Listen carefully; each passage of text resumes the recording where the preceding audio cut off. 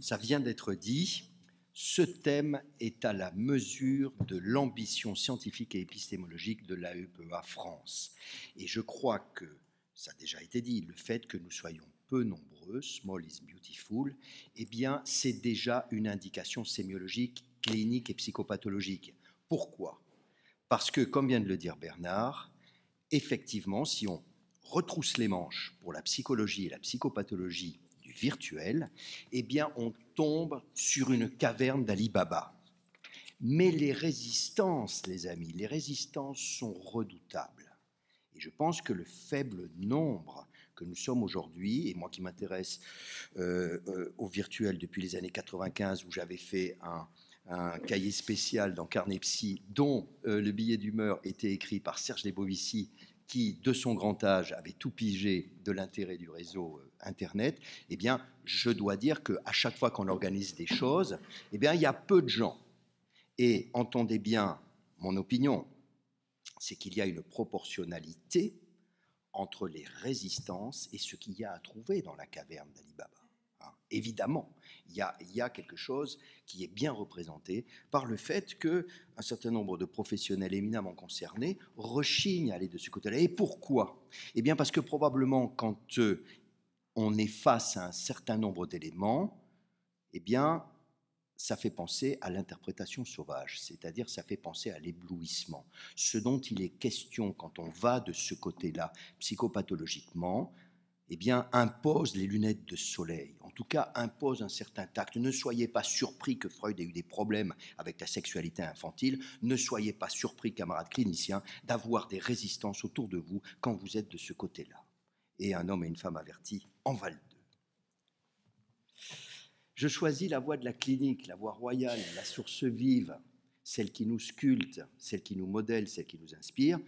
Je vous raconte une histoire, et puis après, quelques éléments théoriques, spéculatifs. Disait Jacques, ton humour et ta légèreté d'être étaient vraiment de mise sur un sujet comme ça, puisque tu as appuyé sur ce qu'on ne sait pas, et vous imaginez le ridicule de ceux qui rouleraient des mécaniques sur le sujet qui est le nôtre aujourd'hui. C'est vraiment sur la partie vide du verre qu'il nous faut, avec beaucoup de modestie, envisager. Madame Lilou a opté pour ce nom d'emprunt quand je lui ai demandé son accord pour témoigner devant vous de notre travail. Lilou, c'est l'héroïne du film de Luc Besson, Le cinquième élément. Venue d'une autre planète, techniquement beaucoup plus avancée que la nôtre et ne connaissant pas l'amour sous sa forme humaine, son inquiétante étrangeté inaugurale fond comme neige au soleil à mesure qu'elle sauve le monde avec le trivial héros terrien chargé lui d'emblée et à bloc de libido. Madame Lilou, donc, vient me voir en consultation sur les conseils de son gynécologue. Elle a une fausse couche. Il y a 2 ans, et depuis elle essaye en vain d'être enceinte. Je commence à en avoir vraiment marre, formidable, me dit-elle, avec force préambule. Aucune pathologie connue n'a été décelée chez elle ni chez son compagnon. Madame Lilou est une jeune femme branchée d'une trentaine d'années qui en paraît 25. L'œil vif, elle me raconte avec entrain qu'elle travaille dans la mode et attaque bientôt la nouvelle collection pour l'été prochain. Alors que je commence à frétiller, à imaginer le frémissement speedé des coulisses de défilés féminins, Madame Lilou me calme tout de suite, habituée à cette séquence interactive. Je travaille dans la mode pour enfants. Madame Lilou m'apprend que quand elle faisait des études, tout le monde visait justement la haute couture féminine, mais pas elle. Elle a toujours souhaité faire des habits pour les enfants. Elle fait, me dit-elle, depuis que j'ai découpé mes premiers patrons avec ma grand-mère pour mes poupées, j'ai gardé le même cap. D'ailleurs, poursuit-elle, je n'ai jamais été le genre talon aiguille d'Adam. Quelque peu surpris par cette autodescription, je n'en conviens pas moins intérieurement de l'adéquation de ses propos avec son look. Elle porte des baskets, un pantalon treillis aux nombreuses poches de soldats et un blouson comme un peu trop petit, années 60. Lors de ce premier entretien, Madame Lilou me racontera qu'elle est depuis 5 ans avec son ami, qui est web designer, fabrique des sites internet, et que c'est un graphiste de formation. Quand je lui demande si cette fausse couche est survenue lors de sa première grossesse, elle me répond avec un large sourire que leur premier enfant était un Tamagotchi, dont ils s'occupaient ensemble avec une extrême attention et dont le record de survie sans replay a été de 6 mois. Manifestement une sorte de record en matière de virtuelle préoccupation maternelle primaire. À l'issue de cette rencontre, où nous convenons facilement de l'intérêt de poursuivre, j'inscris la date du prochain rendez-vous sur la carte avec mes coordonnées. Elle la regarde et me dit surprise, tiens, vous avez un mail? On peut vous envoyer des messages? Et là, vous savez comment c'est la vie, ce que nous a dit Olivier, hein. Il y a le fond et puis il y a le préfrontal. Donc ça part du fond. Pourquoi pas, dis-je, rapidement provoquant un mouvement surmoïque dont Olivier Houdet parle en termes d'ailleurs d'inhibition. C'est intéressant. 15 jours plus tard, alors que je réponds à mes mails, j'en trouve un de Madame Lilou qui me dit sobrement « Rendez-vous du temps confirmé, à bientôt ». Deuxième entretien. Madame Lilou est beaucoup moins tonique que la dernière fois. Elle a beaucoup de mal à son travail pour dessiner les maillots de bain des poupons de l'été. Cette météo nuageuse ponctuelle est selon elle présente depuis toujours. Pourtant, depuis la fausse couche, c'est plus souvent la grisaille. Madame Lilou m'explique en effet que cette première grossesse est restée, selon ses termes, très gore. En d'autres termes, cela signifie que juste au moment où elle commençait à se faire à l'idée d'attendre un enfant à la fin du 2e mois, la violence de la succession des premiers saignements, des urgences à l'hôpital et surtout de l'image échographique, grande faucheuse de ses dernières illusions, restait gravée dans sa mémoire et venait fréquemment la visiter.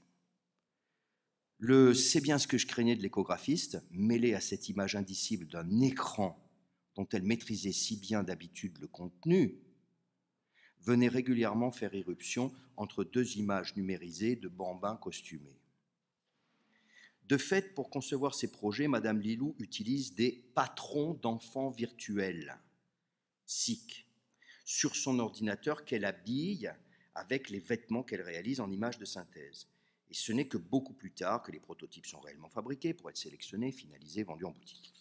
Au sujet de la révélation macabre de la fausse couche, Madame Lilou précise « Heureusement que mon compagnon était là, bien là, car même si lui, il était aussi profondément ému, sa présence m'a été d'un grand secours. » Madame Lilou reste songeuse un instant, puis comme pour se réanimer, elle s'exclame « Bon, quand je n'ai pas le moral au boulot, je me fais un petit baby dancing et hop, ça repart. J'adore ça et j'en ai toujours 2-3 sur le disque dur de mon portable. » Constatant mon air surpris, mais probablement résolument curieux, Madame Lilou me demande avec un air tantinet condescendant « Vous ne connaissez pas les Dancing Babies ?» Mais ils pullulent sur Internet. Perçu branché grâce à mon mail, me voilà soudainement internaute triste. Madame Lilou n'insiste pas, elle ne m'accable pas, accepte bien volontiers de confier à son peu cyberpsychothérapeute qu'elle est issue d'une famille de 2 enfants, son frère aîné a près de 10 ans de plus qu'elle, et elle a l'impression d'avoir été fille unique. Ses parents, aujourd'hui à la retraite, travaillaient tous les deux, beaucoup dans un commerce, mais enrichissaient régulièrement sa collection de poupées. Et ce qu'elle préférait par-dessus tout, c'est une récurrence, c'était être gardée par sa mamie, la mère de son père, seul grand-parent vivant dans sa jeunesse, et qui s'était beaucoup occupée d'elle. Cette femme avait travaillé jusqu'à la fin de sa vie comme couturière de quartier, et plus le temps passait, moins elle fabriquait de vêtements, et plus elle reprisait des habits. Mais avec sa petite fille, pour la garde-robe de ses poupées, la création reprenait ses droits. Madame Lilou me raconte que sa mamie est morte de vieillesse. Alors qu'elle avait 16 ans, pleine crise d'adolescence, plutôt punk, elle voyait plus rarement sa grand-mère depuis qu'elle allait au collège et avait laissé depuis longtemps tomber ses poupées. 2 jours avant notre rendez-vous suivant, je trouve dans ma boîte aux lettres un mail de Madame Lilou. « Monsieur, je vous confirme ma venue le temps, je profite de ce courrier pour vous joindre en annexe. » C'est formidable, les annexes en périnatalité, parce que c'est le placenta, quoi. Donc je vous propose de vous joindre en annexe un dancing baby. À bientôt, Madame Lilou. Dala tu cuerpo alegría Macarena, que tu cuerpo es para dar la alegría y cosa buena. Dala tu cuerpo alegría Macarena, Macarena. Madame Lilou n'évoque pas au début de la séance le Dancing Baby.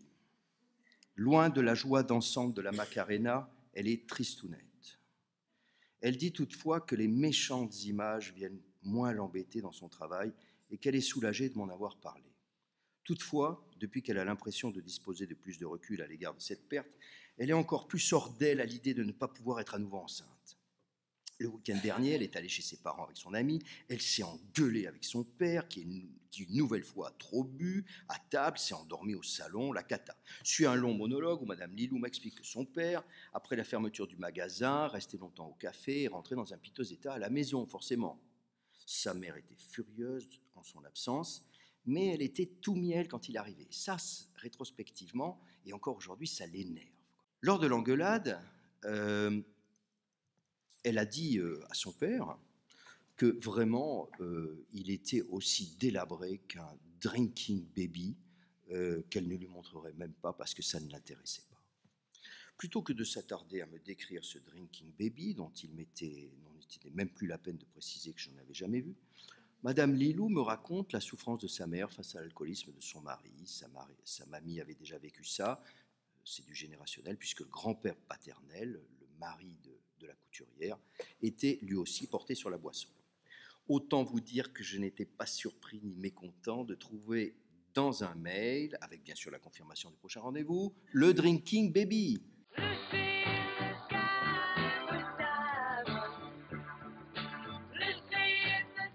La rencontre qui suivit était bien dans le temps. Madame Lilou me rapporta ses peurs de petite fille, qui racontait à ses poupées que leur papa allait rentrer bientôt, et ses bêtises d'adolescente qui ne réussissaient jamais à mobiliser son père. Elle en voulait aussi beaucoup à sa mère de ne pas avoir su la protéger de la violence de son père. Les vacances d'été arrivaient, monsieur et madame Lilou partaient en juillet, moi en août. Une interruption de 2 mois survenait donc. Et pendant mes vacances, je franchissais le Rubicon et j'accédais à des sites de dancing baby sur Internet. Et peu à peu, je découvrais leur histoire, la grande diversité des mises en scène, et depuis le début du 3e millénaire fleurissent en effet ces curieuses créatures en couche-culotte. Et cette star virtuelle était au départ une démo d'un programme d'animation en 3 dimensions d'une entreprise d'informatique de San Francisco, Kinetics. Et en autorisant un de ses amis à le mettre sur son site web, un des 4 papas, Ron Lucier, a mis le feu aux poudres. Et aujourd'hui, le Dancing Baby est un des premiers personnages virtuels issus du web à avoir été mondialement connu, notamment grâce à sa présence dans une série américaine culte, déjà ancienne, Ali McBeal. Il se caractérise, vous avez bien compris, par ses surcompétences motrices. Adultomorphisé comme un divin bébé dans les bras de la Madone, il est de plus animé comme un savant nourrisson phéryngien. Bref, il accède d'emblée à la substantifique moelle de notre complexité d'humain. Dans une logique brazeltonienne surréaliste de bébé hyper compétent, le Dancing Baby est arrivé au moment même du départ. Donc, je le dis en pensant à Bernard, avec qui on s'intéresse beaucoup sur la néoténie, avec le Dancing Baby, basta la néoténie. En septembre, un mail de Madame Lilou confirmait comme il se doit le rendez-vous de la rentrée, mais précisait, je cite, « J'ai une nouvelle à vous annoncer » et en document attaché, je trouvais ceci. Everybody was kung fu fighting. Those kids were fast as lightning. À notre rendez-vous de rentrée, Madame Lilou, enceinte d'1 mois, avait en effet une grande combativité. Elle espérait explicitement que son Kung Fu Baby serait aussi fort face à la menace de fausse couche que Bruce Lee face à la mafia chinoise. L'hypothèse d'un nouvel échec la ramenait implicitement au passif avec ses parents. Elle avait une dent particulière contre son père, dont l'annonce de la grossesse de sa fille ne l'avait pas, selon elle, transportée de joie. Dans les séances qui suivirent, Madame Lilou donna diverses expressions de son courroux, même après le terme anniversaire de sa première fausse couche. Elle hésitait dans sa rêverie entre la menace d'un grand danger pesant sur son Kung Fu Baby et la préméditation de la mise au monde d'un enfant vengeur qui viendrait régler tous ses comptes en général et paternel en particulier. Le rite du mail confirmant nos rendez-vous ne s'était pas, ça je crois que c'est important, systématiquement maintenu. Aussi, les séances précédées par un document en annexe n'en avaient que plus de poids. Cela se produisit à 2 reprises, à des moments clés où les mots, les affects partagés étaient particulièrement difficiles à trouver pour contenir ces émotions. Alors, sur le registre de la haine du fœtus, j'ai une pensée pour Cyril et pour Michel Soulet. Voici un terrifiant baby crash.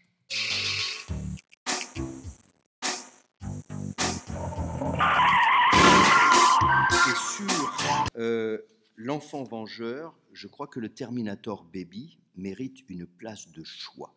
Hein. Le Terminator Baby, il est porteur de la rage oedipienne, pour faire court, de madame à l'égard de son père.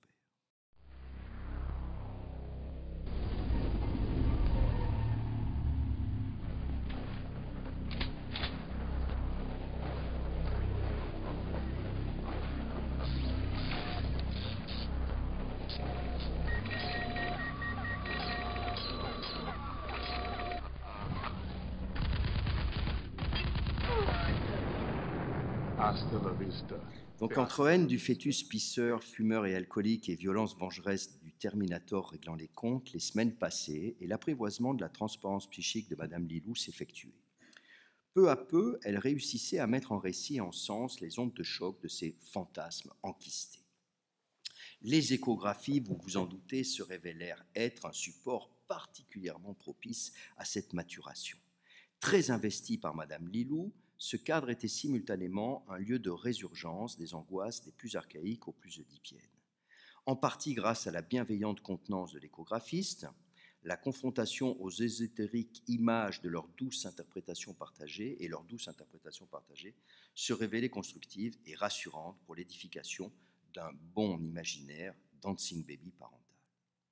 À la deuxième écho, face à l'annonce du sexe masculin de son enfant, Madame Lilou fut de nouveau assaillie par d'invasifs baby crash, qui se soldèrent par quelques contractions et une petite frayeur aux urgences.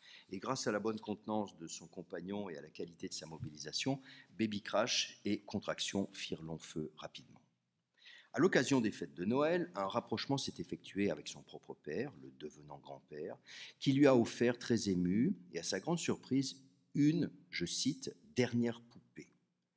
Il lui a promis que son petit-fils ne le verrait jamais ivre. Son compagnon et son père avaient eu une discussion inhabituelle en ouvrant les huîtres. Il lui avait raconté qu'il souffrait beaucoup de ne pas avoir été mieux que son propre père avec sa femme et sa fille. Ils étaient tombés d'accord pour dire que ça pouvait changer bientôt. Madame Lilou était très apaisée par cette alliance de son homme avec son père. L'accouchement s'est bien passé autour du berceau. Lors de mon passage dans la chambre avec monsieur et madame Lilou, nous avons engagé une forte intéressante discussion entre dancing baby et nouveau-né de chair. Il était là, qui lui ne danse ni ne pratique les arts martiaux, mais bénéficie bien volontiers d'illusions anticipatrices tempérées parentales, incluant la néoténie. Nous nous sommes revus un mois après, tout se passait plutôt bien, le fils de madame Lilou semblait bien confortablement installé dans son nid parental, et une autre rencontre a eu lieu 3 mois plus tard. Et c'est à cette occasion que je lui ai demandé, ce que je vous disais au tout début, si je pouvais raconter notre travail et utiliser ces dancing babies. Et je lui ai expliqué que je m'intéressais beaucoup aux représentations parentales de l'enfant à venir pendant la grossesse et que ces dancing babies étaient des illustrations significatives. Elle me répondit avec un petit sourire en coin que ça, ma curiosité, elle s'en était drôlement aperçue et que c'était quelque chose qui l'avait bien aidé pour mettre de l'ordre dans ses idées. Vous voyez, là, je pense qu'il y a une résonance intéressante avec ce qu'on disait tout à l'heure sur l'entretien semi-directif où on va du côté de la sphère, tu disais, de l'intime, non sans pertinence, Bérangère, du rapport de l'adolescent, prenons l'adolescent, avec son immersion dans la réalité virtuelle. Là, c'est elle qui m'a envoyé ces messages, et que probablement le fait que ce soit elle qui mette ça à l'actif de la communication avec moi, c'est pas tout à fait la même chose qu'effectivement de se demander si dans un entretien on va de ce côté-là. Et je trouve cette position de Madame Lilou, qui utilise effectivement les dancing baby pour communiquer avec moi, tout à fait intéressante. D'autant plus que c'est une des dernières choses qu'elle va me formuler. Madame Lilou me dit vous savez, pour moi, ces dancing babies et mon boulot, au bout du compte, eh bien, c'est la suite de ce que j'ai initié avec ma grand-mère quand on fabriquait des habits pour les poupées. Donc là, c'est intéressant parce qu'on entend les lignes de continuité dans l'histoire de la réalité virtuelle, et on entend aussi ce qui a été avec beaucoup d'acuité évoqué ce matin, ce qu'il en est des spécificités de cet outil numérique. Mais je crois que ça n'est jamais l'un ou l'autre, et que nous avons à l'égard de tous les outils, en particulier des outils numériques, d'avoir ce travail de repérage de ce qui est constant dans l'histoire du rapport de l'homme à l'outil, d'un point de vue comportemental, affectif et fantasmatique, et aussi ce qu'il en est des singularités, des spécificités de cet outil-là et de nul autre. Donc je trouve cette remarque des plus pertinentes, car pour moi, la réalité virtuelle, vous l'avez pressenti, de ces Dancing Babies, résonne avec la définition psychanalytique du fantasme, un scénario imaginaire qui figure de façon plus ou moins déformée par des processus défensifs, l'accomplissement d'un désir situé au point de tension entre conscient et inconscient. Et en effet, pour concevoir graphiquement un dancing baby, il faut prendre un squelette adulte numérisé et l'habiller, l'animer, y superposer secondairement l'image du bébé. Et du point de vue psychique, pour ne rien perdre de la succession des étapes de cette recette de fabrication psychique, je pense qu'il est bon d'évoquer la potentialité projective de ces scénarios fantasmatiques. Et dans cette direction, en psychanalyse, la notion d'identification projective est probablement la plus adaptée pour rendre compte de cet algorithme. Alors, Kramer et Palacio, à qui on doit beaucoup dans les consultations parents-bébés que nous faisons à Necker, eh bien, ont mis vraiment à notre disposition une topographie des identifications projectives, normales et pathologiques. Il y a tous les gris entre ces extrêmes. Mais c'est vrai que, je le disais en préambule, on est vraiment sculpté, issu de sa propre clinique dans ses propositions théoriques, et leur clinique était postnatale. Ce que montre véritablement et résolument nos travaux avec Michel Soulet, Luc Courant, Marie-Josée Soubieux, et ce que j'ai tenté de vous suggérer là avec les Dancing Babies, c'est qu'il ne s'agit pas d'une néo-formation fantasmatique qui apparaît comme ça en tombant du ciel dans la salle de naissance en postnatal, mais que le travail de parentalité, bien sûr, se tricote en prénatal, et que là aussi, il y a beaucoup à dire sur les lignes de continuité entre la relation d'objet virtuel parental à l'égard de l'enfant du dedans, l'embryon fœtus, et le bébé. Et il y a aussi beaucoup à dire sur les lignes de discontinuité, parce que, dira M. Lapalisse, ce n'est pas la même chose pour une jeune femme d'avoir un bébé en soi et d'avoir un bébé séparé de soi, à l'extérieur de soi. Mais à chaque fois, vous voyez quelque chose qui convoque la continuité et la discontinuité.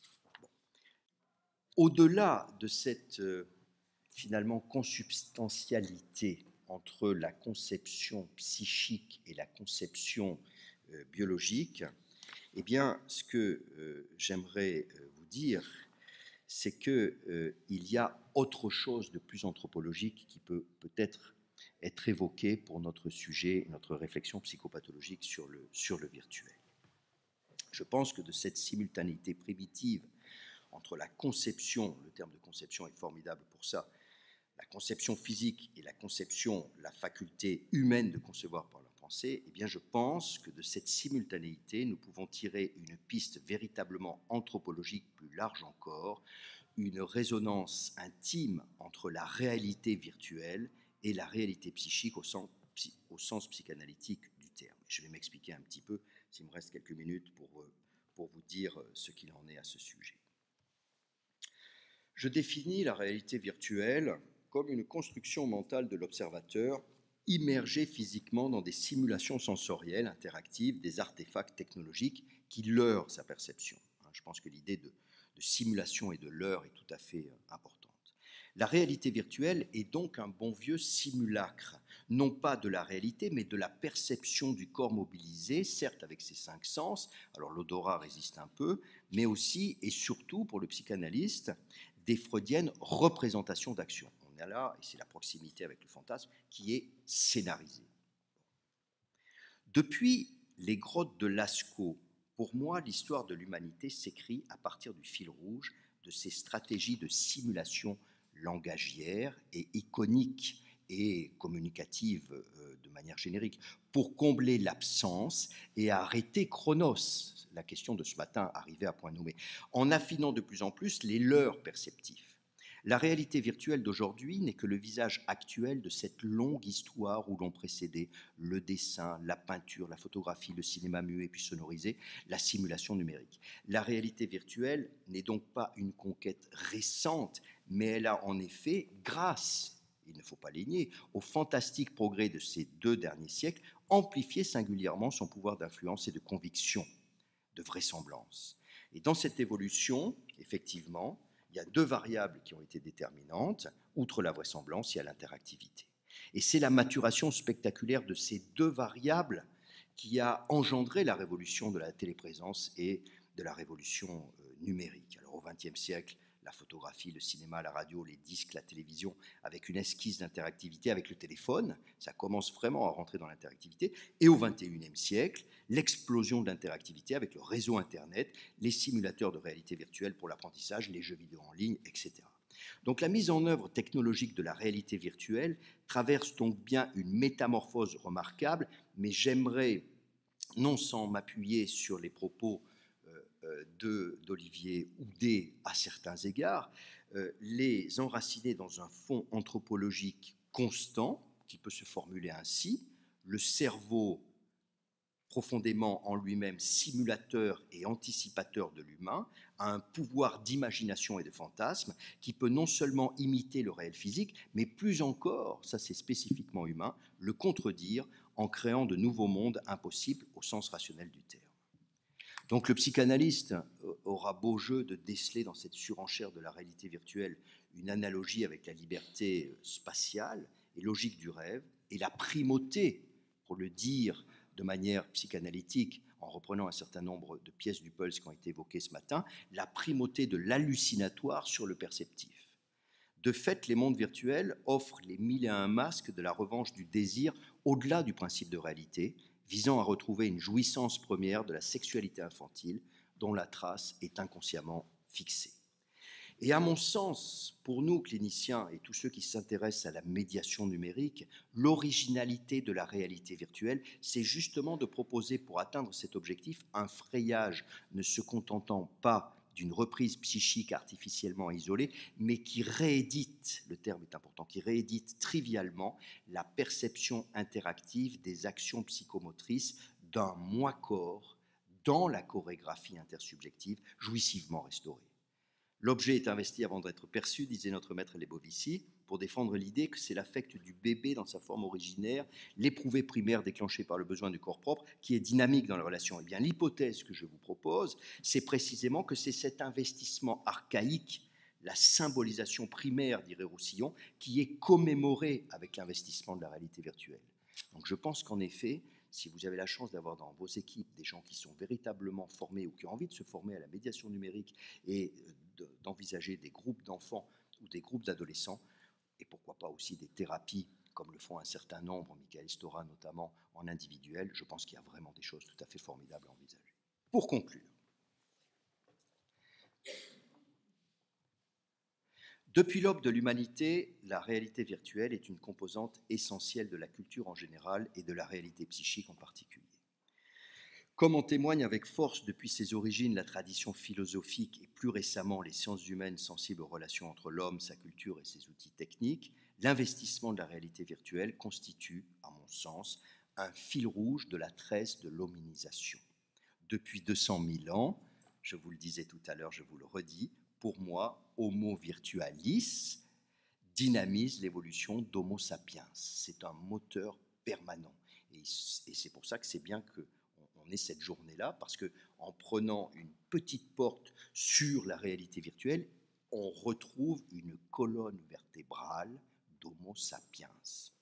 Dans ce creuset, la paroi de la grotte de Pechmerle, où sont peintes les fameuses mains négatives, inaugure une longue série d'écrans d'Homo sapiens, dont la prolifération d'aujourd'hui avec tablettes, ordinateurs, smartphones, constitue simplement la déclinaison contemporaine d'une hominisation synonyme de virtualisation croissante. Et dans ce contexte, Je crois qu'il est crucial de mobiliser l'attention des éducateurs, des enseignants, des parents, des professionnels, Olivier Houdet l'a bien dit, et bien sûr les professionnels du soin psychique, sur les conditions d'apparition, la forme et le sens des usages de la réalité virtuelle, qui, comme la lettre cachée de la nouvelle de Edgar Poe, ce sont des éléments qui sont aussi en évidence, que trop souvent masqués par des idées reçues, par des mécanismes de défense, de refoulement, sinon de déni.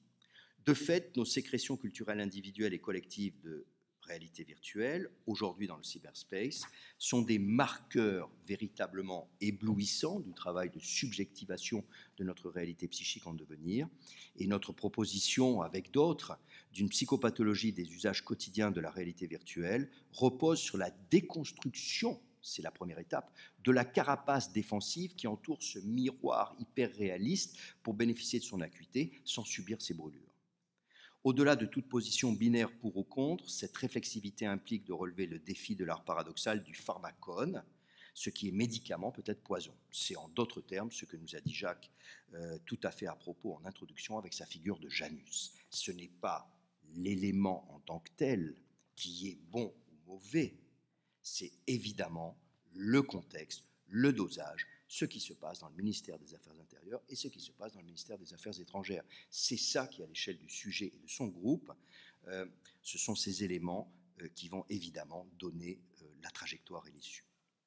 Au fond, la psychopathologie des usages quotidiens de la réalité virtuelle se revendique précisément comme une exploration des 1001 variations de l'amplitude de ce continuum entre déclinaisons créatives et usages aliénants où l'intrapsychique et l'intersubjectif sont constamment en étroite interaction. Et sur ce territoire individuel et groupal, je pense que des relations mutuelles entre la culture et la technique, je l'ai dit tout à l'heure, avec la scotomisation radicale des intellectuels en général et des psychiatres et des psychologues en particulier à l'égard de ce qui s'est fait en France sur la philosophie et sur l'anthropologie des liens entre l'homme et l'outil. Donc il faut réintégrer ça. Il y a un certain nombre de choses fondamentales à puiser là. Et puis c'est sans doute le refrain nécessaire de cette journée. Il faut qu'on retrousse les manches et qu'on fasse des études. Et j'observe par exemple que la distance entre le rapport d'Olivier Houdet et collaborateurs et ce qu'il en dit dans la vidéo est formidable. Parce que quand ce rapport est sorti, vous l'avez lu comme moi, il y a eu un certain nombre de polémiques dans la presse. Pourquoi ? Parce que ce rapport était saturé de yaka, faucon, il faut. Et que dans son topo, Olivier Houdet est un homme remarquablement intelligent, il a effectivement bénéficié de ces critiques et il a proposé quelque chose qui est aujourd'hui beaucoup plus tempéré. De toute façon, pour nous cliniciens amateurs du sur-mesure et méfiants à l'égard du prêt-à-porter, tout ça est une affaire de singularité. C'est-à-dire qu'à l'hôpital, dans nos cabinets, quand nous avons un sujet, une famille, eh bien, nous ne sommes pas en train de faire des généralités sur la nuisance ou sur la vertu du virtuel. Nous sommes dans du cas particulier et nous sommes en train d'explorer ce qu'il en est du singulier. Alors, comme vous avez été bien sage, je vous en propose une petite dernière. Celle-là, c'est pas Madame Lilou, celle-là, c'est moi.